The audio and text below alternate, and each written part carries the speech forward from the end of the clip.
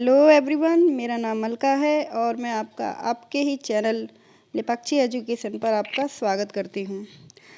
हम लोग स्टार्ट कर चुके हैं एनसीईआरटी जियोग्राफी को क्लास 6 चैप्टर फर्स्ट। पहला पार्ट हम कवर कर चुके थे। तो अगर आप जियोग्राफी को बिल्कुल बेसिक से पढ़ना चाहते हैं तो मेरे साथ जुड़िए और धीरे धीरे आराम से हम इस बुक को पूरी ज्योग्राफी बुक को कवर करेंगे। चलिए ठीक है, अब हम स्टार्ट करते हैं इस चैप्टर के बाकी बचे हिस्से को। सबसे पहले क्या बोल रहे हैं? सबसे पहले बोल रहे हैं कि क्या आप जानते हैं पौराणिक रोमन कहानियों में सॉल सूर्य देवता को कहते हैं। सॉल सूर्य देवता को कहते हैं, ये हमें नहीं पता थी। चलिए, सौर शब्द का अर्थ है सूर्य से संबंधित। सौर शब्द का अर्थ है सूर्य से संबंधित और मंडल शब्द का अर्थ है परिवार। तो दोनों को मिलाकर हुआ सौर मंडल और इन सौर मंडल का पूरी तरह से अर्थ हुआ सूर्य का परिवार। इसका समझ में फिर इधर हम आ जाते हैं। आसमान में दिखने वाला चंद्रमा एक उपग्रह है। कल हमने पढ़ा ही था कि चंद्रमा एक उपग्रह है। उपग्रह को हम इंग्लिश में सैटेलाइट भी बोलते हैं। यह हमारी पृथ्वी का सहचर है। सहचर मीन्स पृथ्वी के साथ साथ ही चलता है।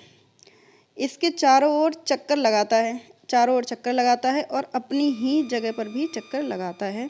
पृथ्वी के भी चक्कर लगाता है और अपनी ही जगह पर चक्कर लगाता है। हमारी पृथ्वी के समान 7 अन्य ग्रह हैं। ये मैंने कल आपको पढ़ाया था कि सौरमंडल में पूरे 8 ग्रह हैं पृथ्वी को मिलाकर। और चलिए देखते हैं। सूर्य से प्रकाश एवं ऊष्मा प्राप्त करते हैं। ये जो ग्रह हैं इनके खुद का कोई प्रकाश या ऊष्मा नहीं होता, ये सूर्य से ही प्रकाश एवं ऊष्मा प्राप्त करते हैं। उनमें से कुछ के पास अपने चंद्रमा भी है। मैंने आपको बताया था कल कि बृहस्पति, शनि और अरुण, वरुण, इन चारों पर चंद्रमा है। और इधर अपनी पृथ्वी और मंगल पर, पृथ्वी पर 1 है और मंगल पर 2 है। बाकी बुध और शुक्र पर कोई चंद्रमा नहीं है।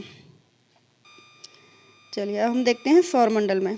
सौरमंडल के बारे में देखते हैं। सौरमंडल में बोल रहे हैं कि सूर्य और 8 ग्रह और उपग्रह तथा कुछ अन्य खगोलीय पिंड जैसे क्षुद्र ग्रह एवं उल्का पिंड मिलकर सौरमंडल का निर्माण करते हैं। उसे हम सौर परिवार का नाम देते हैं, जिसका मुखिया सूर्य है।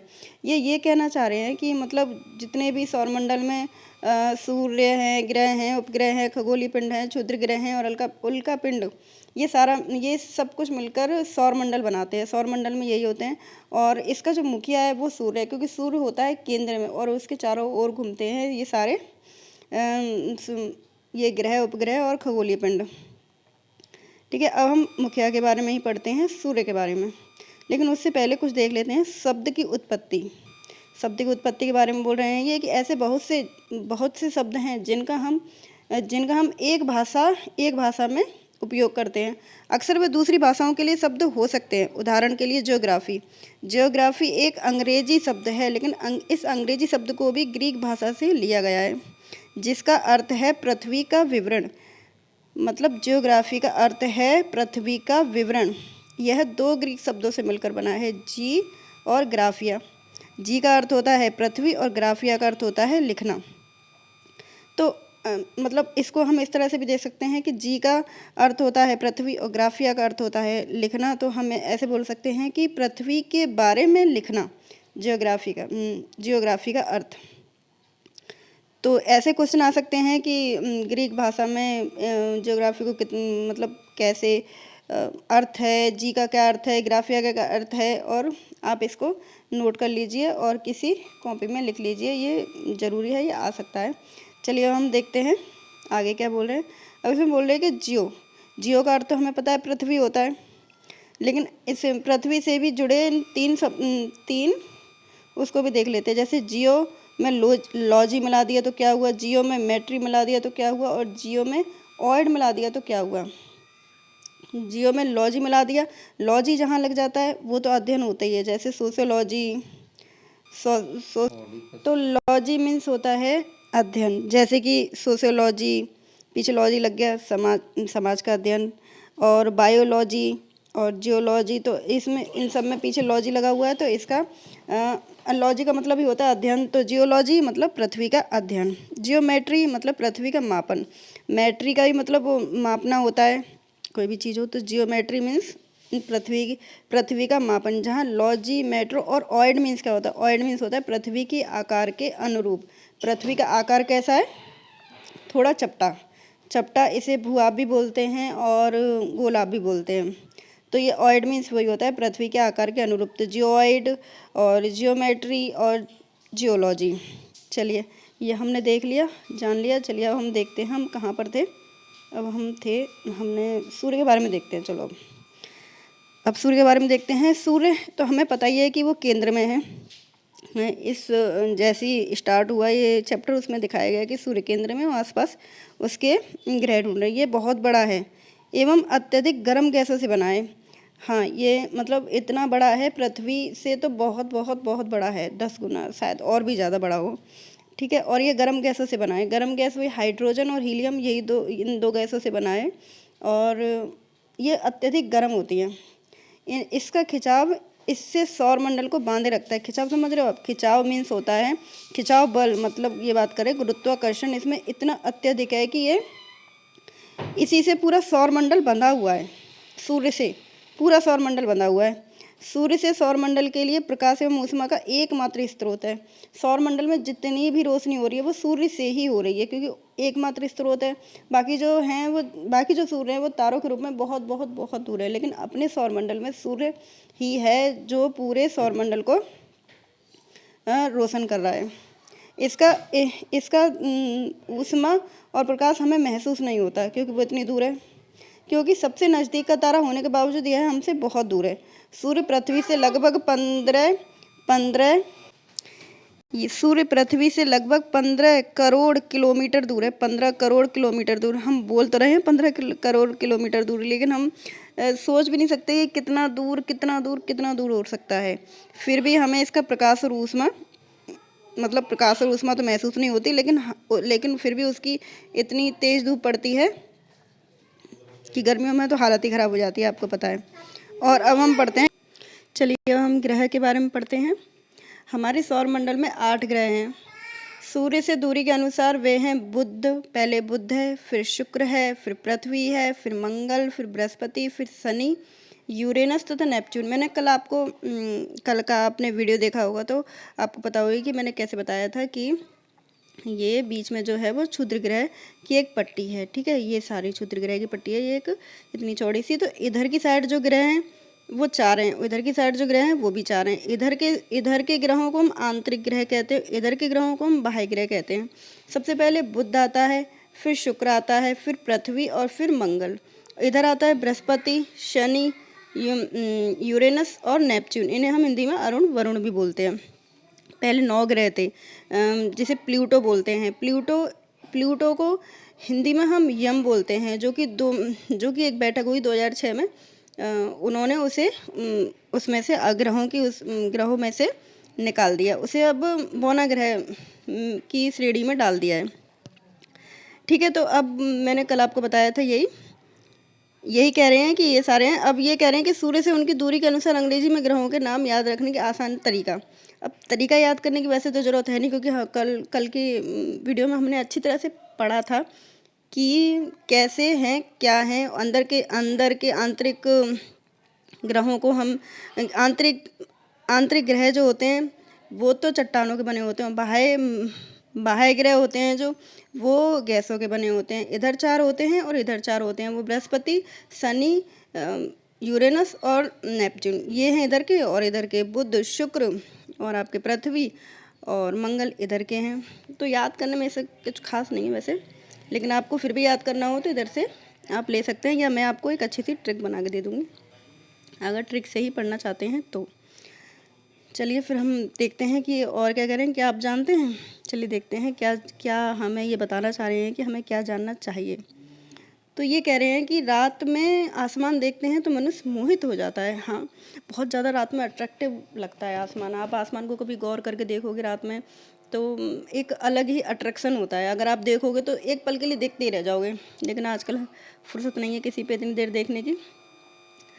ये कह रहे हैं कि खगोलीय पिंड एवं उनकी गति के संबंध में अध्ययन करने वालों को खगोल शास्त्री बोलते हैं। मतलब खगोलीय पिंडों की जो अध्ययन करते हैं उन्हें खगोल शास्त्री बोलते हैं। और अपने तो खगोल शास्त्री हम जानते हैं कि हमारे आर्यभट्ट हैं, जिन्होंने बताया कि सभी ग्रह तथा चंद्रमा परावर्तित सूर्य प्रकाश के कारण चमकते हैं। परावर्तित वो होता है जो सूर्य से प्रकाश आता है और लौट के चला जाता है। जैसे कि ये प्रकाश आया और इधर की साइड ये जो भी चीज़ है वो लौट के चला गया, तो ये परावर्तित का वही होता है। जैसे कि हमारी आँखों पर प्रकाश पड़ता है, आँखों की रेटिना पर प्रकाश पड़ता है और फिर वो लौट के जाता है, तभी हम वो चीज़ें देख पाते हैं। वैसे ही हमारे आर्यभट्ट ने ये दिया।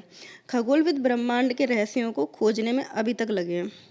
जो खगोलविद हैं, खगोलविद वही खगोल शास्त्री, उन्हें बोलते हैं खगोलविद। ये भी आप कहीं नोट कर लीजिए कि खगोल शास्त्री को और हम क्या कह सकते हैं, को खगोलविद भी बोल सकते हैं। उसमें रहस्यों को खोजने में अभी तक लगे हैं ब्रह्मांड के। मीन्स के हमारा ब्रह्मांड इतना बड़ा है कि अभी तक लगे हैं। अब इधर देखते हैं, सौरमंडल के सभी 8 ग्रह एक निश्चित पथ पर सूर्य का चक्कर लगाते हैं। हाँ, निश्चित पथ पर, मतलब एक निश्चित पथ पर लगाते हैं। ये रास्ते दीर्घावर्त में फैले हुए हैं। दीर्घवृत्ताकार वो होते हैं। सौरमंडल के सभी 8 ग्रह एक निश्चित पथ पर सूर्य का चक्कर लगाते हैं। ये रास्ते दीर्घवृत्ताकार में फैले हुए हैं। दीर्घवृत्ताकार आप समझ रहे हो, दीर्घवृत्ताकार होते हैं। जैसे कि ये सूर्य है तो दीर्घवृत्ताकार ऐसे होते हैं, मतलब थोड़े से ऐसे करके ऊपर से चपटे हुए और इधर से लंबे लंबे, तो ये दीर्घवृत्ताकार ये होते हैं। या आपने देखा होगा कि ये जो हैं ग्रह सारे ऐसे ही पृथ्वी के चक्कर लगाते हैं, ऐसे ही। इन्हें बोलते हैं दीर्घवृत्ताकार। ये कक्षा कहलाते हैं। ये जो होते हैं इन्हीं को कक्षा कहते हैं, ठीक है। और बुध सूर्य के सबसे नज़दीक है। बुध जो है वो सूर्य के सबसे नज़दीक है। अपनी कक्षा में सूर्य के चारों ओर एक चक्कर लगाने में इसे केवल 88 दिन लगते हैं। कल मैंने आपको ये फुल डिटेल में समझाया था, बाकी मैं आपको और बता दूंगी। शुक्र को पृथ्वी का जुड़वा ग्रह कहते हैं क्योंकि इसका आकार और आकृति लगभग पृथ्वी के ही समान है।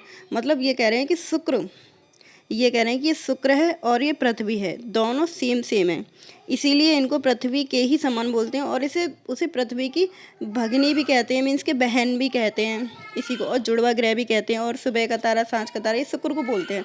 ये सब शुक्र को ही बोलते हैं। शुक्र के बारे में और आपको बताएंगे डिटेल में, अभी इसी को देखते हैं। क्योंकि जब हमें सौरमंडल अच्छी तरह से पढ़ना है और किसी एग्ज़ाम के लिए पढ़ना है तो उसे फुल और अच्छी तरह से डिटेल में पढ़ेंगे। इसमें बताया वो भी सही है, लेकिन हम अपने तरीके से और अच्छी तरह से कवर करेंगे बाद में। जब मैं आपको अलग से इसके लिए पढ़ाऊँगी तो पॉइंट बाई पॉइंट पढ़ाऊँगी, तो उसमें ये भी बताऊँगी आपको अच्छी तरह से। चलिए अब देखते हैं। अभी तक ये मैंने आपको बताई है कि प्लूटो जो था वो भी ग्रह था, लेकिन अंतर्राष्ट्रीय खगोलीय संगठन में अपनी बैठक में 2006 में निर्णय लिया कि इसको कुछ समय के लिए खोजे गए हैं। ये इन खगोलीय पिंडों को ये तथा प्लूटो बौने ग्रह कहे जा सकते हैं। मतलब ये जो हैं 2003 ओबी, सीरस तथा प्लूटो बौने ग्रह कहे जाते हैं। मतलब अब ये ग्रह में नहीं आते, अब ये बौने ग्रह में आते हैं। चलिए हम देखते हैं पृथ्वी के बारे में। पृथ्वी के बारे में ये क्या कह रहे हैं, ये कह रहे हैं कि सूर्य से दूरी के हिसाब से पृथ्वी तीसरा ग्रह है। हाँ, मैंने आपको बताया था, पहले बुध है, शुक्र है, और फिर पृथ्वी है, और फिर मंगल है। मंगल चौथा है आंतरिक ग्रहों में। ये चट्टानों के बने होते हैं, ये भी मैंने आपको बता दिया। ये कुछ पॉइंट होते हैं जो हमेशा दिमाग में होने चाहिए, निकलने नहीं चाहिए, ठीक है। आकार में यह 5वां सबसे बड़ा ग्रह है। आकार में यह 5वां सबसे बड़ा ग्रह है। यह ध्रुवों के पास थोड़ी चपटी है। ध्रुव वो होते हैं, जैसे कि ये है तो ये हो गया और ये हो गया, ये ध्रुव हो गया। ये थोड़े से चपटे हुए, मतलब इधर की साइड दबे हुए हैं। यही कारण है कि इसके आकार को भू आप भी कहा जाता है। मतलब ये कह रहे हैं कि ये जो इसका आकार है, पृथ्वी का जो आकार है, उसे हम भू आप भी बोल सकते हैं, और गोलाब भी बोल सकते हैं। गोलाब का भी वही मतलब होता है, भूआब, गोलाब, भूआब एक ही बात है। जीवन के लिए अनुकूल परिस्थितियां संभवतः केवल पृथ्वी पर ही पाई जाती हैं। हाँ, क्योंकि पृथ्वी पर पानी है, वायु है, जिससे हमें जीवन मिलता है। पानी भी हमारे लिए ज़रूरी है। वायु ऑक्सीजन होती है और पानी तो जीवन होता ही है। बिना पानी सब सून, बोलते बिन पानी सब सून, तो पानी के बिना तो कुछ भी नहीं है। पृथ्वी सौरमंडल का सबसे अद्भुत ग्रह इसीलिए है क्योंकि इसी पे जीवन, मतलब आसपास के 8 ग्रह हैं, हम तो अपने ग्रहों को ही जानते हैं, तो उनमें सबसे अद्भुत ग्रह अपना पृथ्वी ही है। ठीक है, चलिए देखते हैं आगे क्या कह रहे हैं। पहले ये देख लेते हैं कि क्या आप जानते हैं प्रकाश की गति लगभग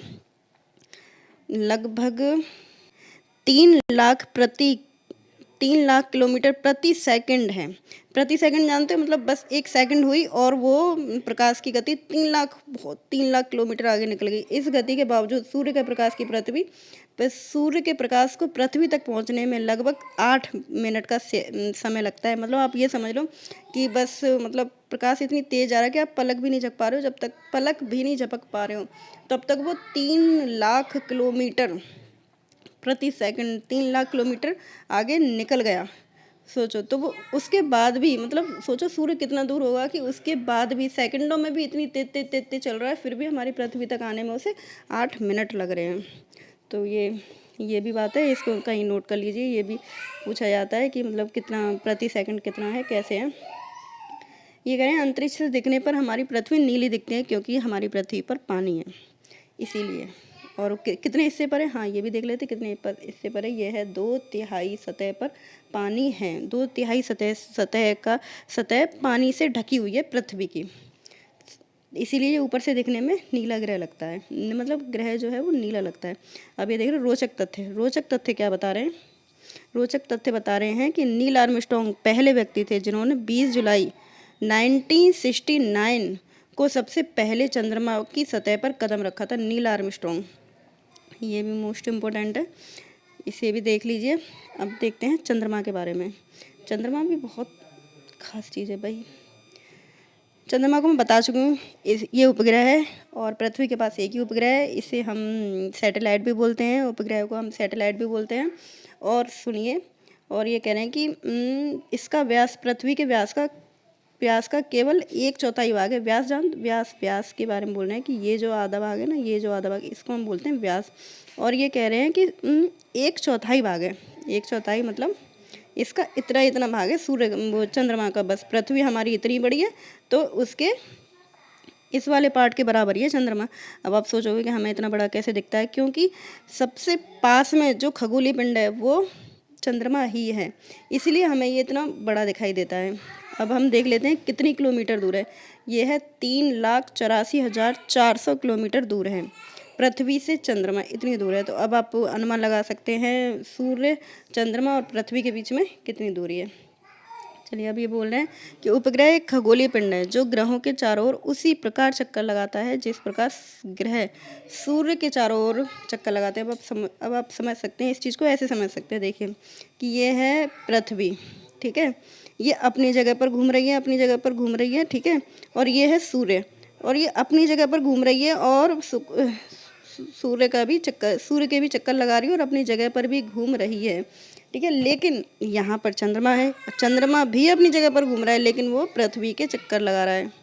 मतलब अपनी जगह पर घूमते ये पृथ्वी के भी चक्कर लगा रहा है। तो ये यही बता रहे हैं कि जो उपग्रह होता है वो ग्रह के चारों ओर चक्कर लगाता रहता है। जिस प्रकार ग्रह सूर्य के चारों ओर चक्कर लगाते हैं, वैसे ही उपग्रह जो वो ग्रह के चारों ओर चक्कर लगाता है, अपनी जगह पर ही परिक्रमण करता रहता है। मतलब अपनी जगह पर घूर्णन करता रहता है और ग्रहों के चारों ओर परिक्रमण करता है। मतलब जो ग्रह अपनी जगह पर घूमता रहता है उसे तो घूर्णन बोलते हैं, और दूसरे जो खगोलीय पिंडों के आसपास जो घूमते हैं उसे हम परिक्रमण बोलते हैं, ठीक है। अब ये बता रहे हैं कि मानव निर्मित उपग्रह कृत्रिम पिंड है। मतलब कृत्रिम पिंड है, ये मानवों द्वारा बनाया गया। मानवों द्वारा मतलब अपने वैज्ञानिकों द्वारा बनाए गए हैं।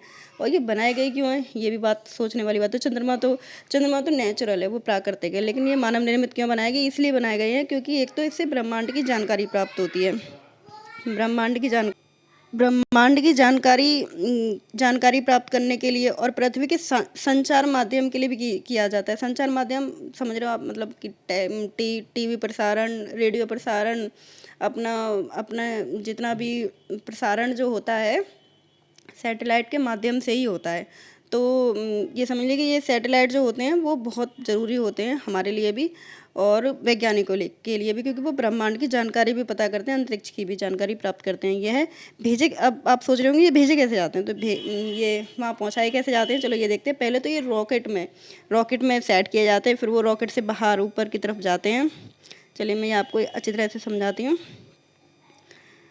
पहले तो ये रॉकेट से जाते हैं पृथ्वी से निकल के ऐसे करके, फिर यहाँ से जाते हैं तो ये पीछे वाला हिस्सा हट जाता है, आगे वाला हिस्सा हट जाता है, ये बीच वाला जो हिस्सा होता है ये उसमें से खुल के और ये ऐसे करके सेट हो जाता है। मतलब ये नीचे गिर जाता है, ये नीचे गिर जाता है और ये रहता है। पता है इसका एक नुकसान भी है, मतलब अगर अगर इन सैटेलाइट में कुछ हो जाए, कोई ख़राबी हो जाए तो वहाँ जाकर कोई बनाने वाला तो है नहीं। अगर वो ख़राब हो रहा है तो वो सीधे नीचे पृथ्वी पर ही गिर रहा है धरा, और अपने धरातल पर गिरेगा तो फिर इतनी भारी मतलब सैटेलाइट गिरेगी तो क्या होगा, वहाँ की ज़मीन बर्बाद होगी और वहाँ घर भी हो जाएंगे। आप समझ सकते हो कितना नुकसान होगा। चलिए, मानव निर्मित तो सैटेलाइट के नाम भी होते हैं, चलिए देखते हैं कौन कौन से नाम हैं। बाकी मैं आपको डिटेल में बाद में बताऊंगी क्योंकि और भी नाम हैं, इसमें तो कम दिए गए हैं। इनसैट, IRS, एड्यूसैट, मैं आपको बाद में बताऊंगी सही से। ठीक है, चलिए हम देखते हैं। चंद्रमा पृथ्वी का एक चक्कर 27 दिन में पूरा कर लेता है और लगभग इतने ही दिन में वो अपने भी चक्कर लगा लेता है। अब आप सोच रहे होंगे कि क्या कहते हैं, ये अपनी जगह पर चक्कर लगाता है तो फिर हम इसका पीछे का हिस्सा कैसे नहीं देख पाते। पीछे का हिस्सा हम इसलिए नहीं देख पाते क्योंकि ये पृथ्वी के संग ही चक्कर लगाता है। जैसे कि एक गाड़ी ये चल रही है, एक गाड़ी ये चल रही है। अब आप समझ लीजिए कि ये पृथ्वी है, ये चंद्रमा है, दोनों लेवल में चल रहे हैं, दोनों बराबर में चल रहे हैं। तो अगर हम यहाँ से देखेंगे तो हमें यही हिस्सा दिखाई देगा, इसके पीछे का हिस्सा नहीं दिखाई देगा, क्योंकि हम सारी ज़िंदगी बस यही हिस्सा ये ऐसे करके घूम रहे हैं। तो फिर ये संग पृथ्वी के संग घूम रहा है, इसीलिए हमें चंद्रमा का सिर्फ एक ही भाग दिखाई देता है, उसके पीछे का भाग नहीं दिखाई देता। अच्छा, अब ये भी सोचते होंगे कि पृथ्वी पर चंद्रमा पर ये दाग धब्बे कैसे होते हैं। मतलब अगर हम ऊपर से देख रहे हैं तो चमकता तो दिखता है, लेकिन कहीं कहीं वो धब्बे से नज़र आते हैं। वो इसलिए नज़र आते हैं क्योंकि वहाँ पर्वत हैं, मैदान हैं, गड्ढे हैं बहुत सारे, जिससे उसकी सतह पर छाया बन जाती है। इन छाँवों को हम पूर्णिमा के दिन अच्छी तरह से देख सकते हैं। वैसे पूर्णिमा के दिन इसलिए हम देख सकते हैं क्योंकि पूर्णिमा के दिन पूरा चाँद दिखाई देता है। तब हम गौर करके देखेंगे। अब भी मतलब और दिनों में तो थोड़ा दिख रहा है, थोड़ा दिख रहा है, थोड़ा दिख रहा है, तो उसमें अच्छी तरह से हम छाया नहीं देख पाते। लेकिन पूर्णिमा के दिन वो पूरा चाँद दिखाई देता है, तब हमें वहाँ पर उसकी छाया दिखाई देती है। मतलब दाग धब्बे दिखाई देते हैं। तो वो इसीलिए दिखाई देते हैं क्योंकि उस पर पर्वत, मैदान और गड्ढे हैं, उसी की छाया की वजह से दिखते हैं। चलिए हम देखते हैं क्षुद्र ग्रह। क्षुद्र ग्रह तो मैंने आपको बहुत अच्छी तरह से समझा दिए हैं क्या होते हैं, फिर भी मैं एक बार ये इसमें बताया उससे समझाते हैं। मतलब क्षुद्र ग्रह बनते कैसे हैं। मतलब क्षुद्र ग्रह ये तो मैंने आपको बता दिया कि क्षुद्र ग्रह की वो जो पट्टी होती है वो क्षुद्र ग्रहों से ही बनी है। क्षुद्र ग्रह होते हैं जैसे कि अब आप सोचिए कि एक पत्थर है, हम ऊपर से उसे फेंकेंगे तो बीच का हिस्सा तो ऐसे ही रहेगा, लेकिन आसपास से वो नीचे पड़ हो जाएगा। मतलब आसपास से वो हल्का हल्का बिखर के इधर उधर टूट जाएगा। अब हम इधर फेंकेंगे ज़मीन पे तो वो तो इधर उधर बिखर जाएगा। लेकिन जो ग्रह हैं उनमें किसी तरह से अगर अंतरिक्ष में विस्फोट होता है तो उसके भी आसपास से नीचे पड़ हो जाएगा, निकल जाएंगे, वो टूट जाएंगे, तो वो एक जगह पर इकट्ठे हो जाते हैं, उससे ही वो पट्टी बन जाती है। तो वो क्षुद्र ग्रह कौन से होते हैं, वो ग्रहों के ही टूटे हुए हिस्से होते हैं, छोटे छोटे, इसलिए उन्हें हम क्षुद्र ग्रह कहते हैं। समझ में आ रही बात भी है ये। मतलब ये भी है, देखो ये लिखा है, वैज्ञानिकों ने माना है कि पहले विस्फोट के बाद ग्रहों का टूटकर अलग हो जाते हैं। बहुत वर्ष पहले, मतलब बहुत वर्षों पहले हुआ होगा, तब ये क्षुद्र ग्रह बने हैं। चलिए ठीक है, उल्कापिंड भी जान लेते हैं। सूर्य के चारों ओर चक्कर लगाने वाले पत्थरों के छोटे टुकड़े होते हैं, वो उल्कापिंड कहलाते हैं। कभी कभी ये उल्कापिंड पृथ्वी के इतने नज़दीक आ जाते हैं कि वो पृथ्वी पर गिरने की कोशिश करते हैं। मतलब उनकी प्रवृत्ति होती है कि वो गिर जाए गिर ही जाए। और कभी कभी और गिरने के मतलब ऐसा नहीं है कि वो गिरते नहीं हैं, वो गिर भी जाते हैं। तो वो वायु के जैसे संपर्क में आते हैं। वो घर्षण इतनी तेज़ होता है उसका, मतलब उल्कापिंड ऊपर से गिरते हैं और ऊपर से वायु से वो इतना घर्षण करते हैं कि उनमें आग लग जाती है और ऊपर ही ऊपर जल जाते हैं। लेकिन बहुत बार वो आकर सीधे ज़मीन पर गिरते हैं, जो जल नहीं पाते हैं वो गिर जाते हैं। तो जो वह धरातल में गड्ढे बना देते हैं, बहुत बड़े बड़े गड्ढे बना देते हैं। आपने देखा होगा ना, उल्कापिंड गिर गया ऐसे बोलते हैं, तो वो वहाँ गड्ढे हो जाते हैं। क्या आपने तारों को खुले आकाश में एक और दूसरी ओर तक फैले हुए देखा। अच्छा, ये आकाशगंगा के बारे में बोल रहे। चलो आकाशगंगा को मैं आपको अपनी लैंग्वेज में समझाती हूँ। आकाशगंगा क्या होती है। आकाशगंगा असल में बहुत सारे तारे होते हैं, एक जगह इकट्ठे हो जाते हैं और वो एक रास्ता सा बनाते हैं वाइट कलर का। अब मतलब तारे हैं, चमक रहे हैं, तो वैसे भी एक साथ तारे इकट्ठे हो गए। बहुत सारे असंख्य, मतलब आप गिन भी नहीं सकते, खरबों अरबों, आप मतलब इमेजिन भी नहीं कर सकते वो कितने होंगे। तो वो इकट्ठे, मतलब वो एक साइड से हो जाते हैं और एक रास्ता टाइप बनाते हैं, रोड से भी। मतलब अब आप मतलब नीचे से देखते हैं तो ऊपर एक रास्ता सा प्रतीत होता है, एकदम चमकीला चमकदार रास्ता सफ़ेद रंग का, बहुत सारे तारों का। तो वो नीचे से ऐसा लगता है कि जैसे जैसे नदी, एक नदी है बहती हुई, तारों के प्रकाश की एक नदी है जो बह रही है। तो उसी को हमारे हमारे वैज्ञानिकों ने आकाश गंगा कह दिया, कि मतलब आकाश में एक चमकते तारों की गंगा बह रही है, उसे आकाश गंगा कह दिया। उसे हम मिल्की वे भी कह सकते हैं। मिल्की वे क्योंकि दूध जैसा सफ़ेद रास्ता होता है, इसलिए उसे मिल्की वे बोल दिया, इसीलिए उसे मिल्की वे भी कहते हैं। तो अब आप ये देखिए कि अब ये फिर भी हम थोड़ा सा इसके बारे में देख लेते हैं। ये कह रहा है हमारा सौरमंडल लगभग आकाशगंगा का एक भाग है। जो हमारा सौरमंडल है वो आकाशगंगा का सिर्फ एक भाग है, छोटा सा एक भाग है। प्राचीन भारत में इसको कल्पना आकाश में प्रकाश की एक बहती नदी से की गई थी। इस प्रकार इसका नाम आकाशगंगा, वही मैं आपको बता रही हूँ, वही है आकाशगंगा। तारों, बादलों और गैसों की एक प्रणाली है। तारों, बादलों और गैसों की एक प्रणाली है। इस प्रकार लाखों आकाशगंगाएं मिलकर एक ब्रह्मांड का निर्माण करती हैं। और ब्रह्मांड की विशालता की कल्पना करना अत्यधिक कठिन है। वैज्ञानिक अभी भी इसके बारे में अधिक से अधिक जानकारी एकत्रित करने में जुटे हैं। इसके आकार में संबंध में कोई जानकारी वैज्ञानिक तो अभी भी खोज कर रहे हैं ब्रह्मांड के बारे में, लेकिन उन्हें जितनी जानकारी प्राप्त होती है उससे भी, मतलब जितने भी वो उस पर रिसर्च करते हैं, ब्रह्मांड के ऊपर जितनी ज़्यादा रिसर्च करते हैं, उन्हें नई जानकारियाँ प्राप्त होती हैं। अभी तक कोई भी एक मतलब वो नहीं, ठोस वो नहीं हुआ है कि हाँ यही है। मतलब अगर किसी सही डिसीजन पर पहुंचते हैं तो उन्हें और कुछ पता लगता है, फिर और कुछ पता लगता है। तो ब्रह्मांड, सोचिए कितना रहस्यमय है हमारा ब्रह्मांड, और इसी रहस्यमय ब्रह्मांड के हम हिस्से हैं। अब आप ऐसे देख सकते हैं, एक तरह से ये सही बताया इन लोगों ने, ये हम पृथ्वी पर हैं, ठीक है। पृथ्वी जो है वो सौरमंडल में है, सौरमंडल जो है वो आकाशगंगा में है, और आकाशगंगा जो है वो ब्रह्मांड में है। अब हम ऐसे भी समझ सकते हैं, चलो ऐसे भी समझ सकते हैं कि ये ब्रह्मांड है, इस ब्रह्मांड में बहुत सारी आकाशगंगाएं हैं,